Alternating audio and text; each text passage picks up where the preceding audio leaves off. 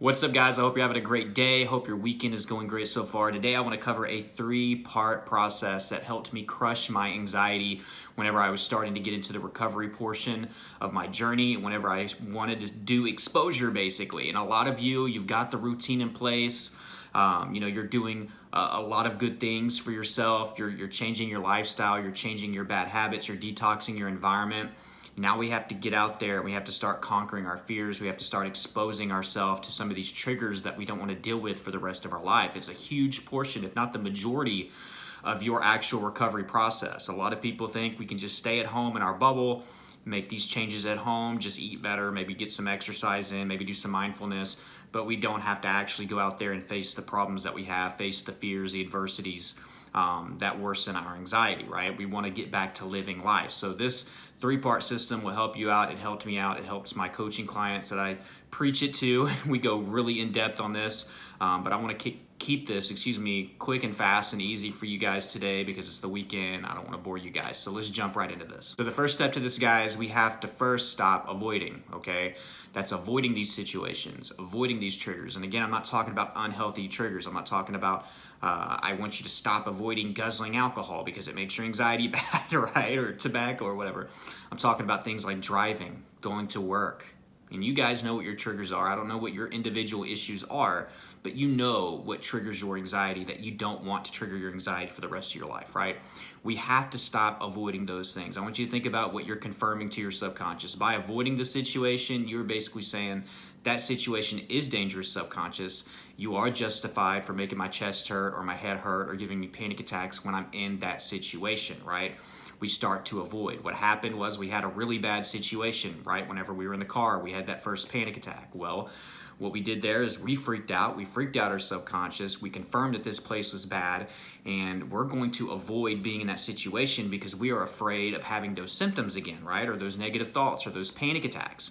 But what we do in that situation is we basically solidify and we create an association with driving or going to work, and we associate that with symptoms and panic. But we're actually indirectly saying to our subconscious, please give me symptoms when I get in that situation so I'll get out of there quickly. So that's the first step, don't avoid. The next step is don't run. So some of you are starting to play with exposure. You realize it's important. You realize that you have to face your fears, and in order to do that, you have to put yourself in these situations. So congratulations if you're making it to step 2, right?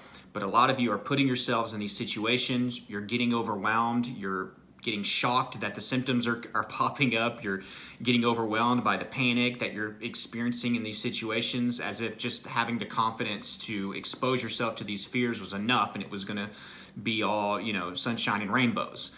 But guys, when we're in these situations, we need to stop running out of them, right? I'm happy that you're showing up. I'm happy that you're not avoiding, and I apologize, you're probably hearing my daughter get crazy back there.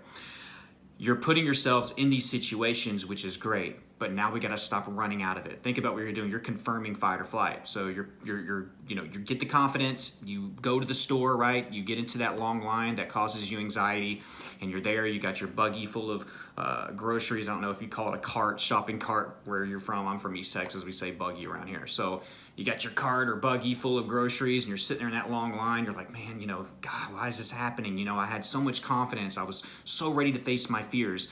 And then what do? We bolt out, we run. And there's actually been a situation where I left a whole freaking cart of groceries right there and hurried up and got out of the store. I'm ashamed of it, but that's how bad my anxiety would get. So I've been there and I've done that. I know some of you have been in that situation. I just had to get out of there, right? So what you're doing in that situation is you're confirming fight or flight. We want to be able to withstand, right? Especially if you don't know how to do part 3, what we're going to talk about in a second.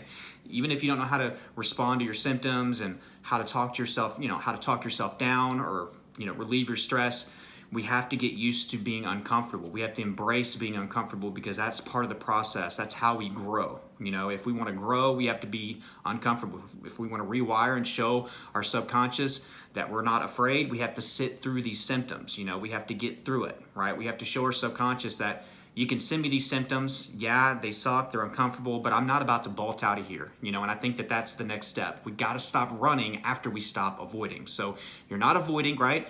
Now you're getting to the store and now you're not running. It brings us to part 3. Change your response. So now you're not running. That's amazing. That's going to help a lot right there. You know, that's going to change your subconscious a little bit. It's going to get it to trust you a lot more. But if you want to take it to the next step and you want to really accelerate your recovery, we have to change the way that we talk to our subconscious when we get those symptoms. When our chest hurts, when our head hurts, when we get those intrusive thoughts, when we get panic attacks, what are we doing? A lot of you're not avoiding anymore, you're not running, but you're still responding with fear. And that's why the symptoms are still there, right? That's why the symptoms get worse. So we cannot respond in fear. If your subconscious is crying out to you with chest pain, you can't be like, oh no, we're gonna die, I'm having a heart attack. You're gonna freak your subconscious out even more, and guess what? That chest pain starts to get worse. It starts to hurt more. I mean, think about it. Anytime you've asked your symptoms to go away, anytime that you've said, please, no, not right now, what happens? They always get worse. You can never beg anxiety away. Anxiety is going to do the opposite of what you want it to do. So there are many different ways that you can respond to your symptoms. Again, I've covered these in multiple videos on this channel. I like challenging symptoms. I like to ask the symptoms to get worse. I used to visualize anxiety as a bully, and it was bullying my subconscious, my inner child. My inner child was then crying out to me saying, please, older version of me, please help me, I'm scared. And I would stand up to that bully that was bullying my inner child. And I'd say, bring it on, send me all the symptoms, And by doing that, I'm showing my subconscious that there's nothing to be afraid of and that I'm the leader. That's why challenging symptoms works so well for me, and it works so well for the people that I coach. It helps a lot. If you haven't tried that, do it. But there's a lot more options, right? There's gentler approaches, right? Some of you aren't comfortable with that. Maybe you want to do the internal reassurance.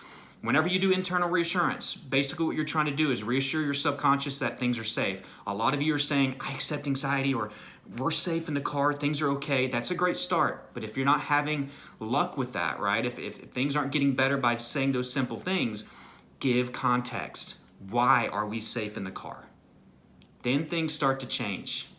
Why? Why are we safe? Why do you accept anxiety? Why is this not a heart problem, right? Whatever you're dealing with, why are we safe here? Why is this long line safe? And then that's where you have to come in, and I encourage you to make a list of reassuring statements that you can go to, put them in your phone, write them down on a piece of paper, whatever you got to do, record them, listen to them whenever you're in these situations.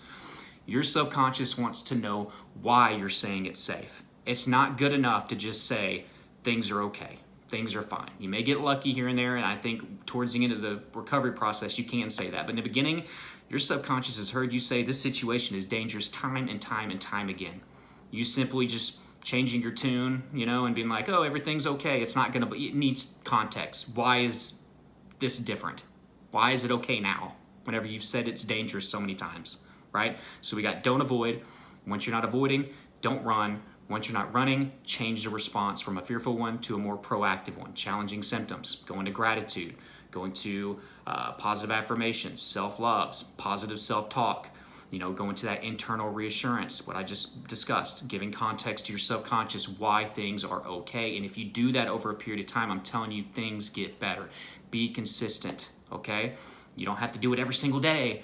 But whenever the opportunity comes up to drive or to face one of these triggers, right, to get in a long line, don't shy away from it. These are opportunities. These are chances. You actually need these things to come up. You need to feel uncomfortable so you can show your subconscious in those uncomfortable moments that you're strong and that you're a leader and that things are safe. That's the only way to get past this. I hope you love this video, guys. Like this if you got value. If you're interested in coaching with me one-on-one, I love doing it. I've been doing it for years now. It gives me personal time with you to help you with your personal issues with anxiety. Everybody's story is different. Everybody has different forms of anxiety, different severities, different triggers.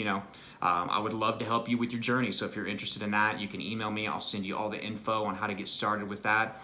Also, I have an amazing course, Elite Anxiety Bootcamp. It's changing the lives of many out there. Be a part of that. It's my step-by-step process on how I recovered from anxiety, all right? Generalized anxiety disorder, health anxiety, panic attacks, you name it, I pretty much had it. I had every symptom in the book. So if I could overcome this, going through all that, I know you can. So grab that course, super affordable. I'll put a discount code down here so it can help save you some money.